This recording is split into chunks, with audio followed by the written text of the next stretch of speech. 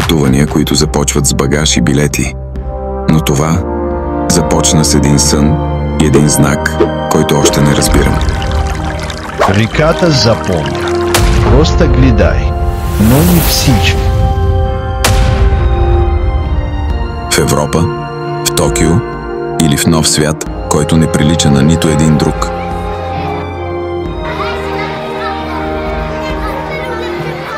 Същата нощ в хотелската стая. Внимавай! Това е стражът от вода. Предпазва от неспокойни сънища. Бях озадачен. Водата изчезва както думите, когато не се изричат на време. Тя отвори вратата и излезе с боси крака. Духът ти е свободен и желая да го последва.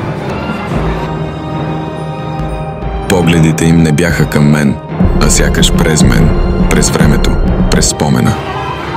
Ще се върна, защото това беше само началото.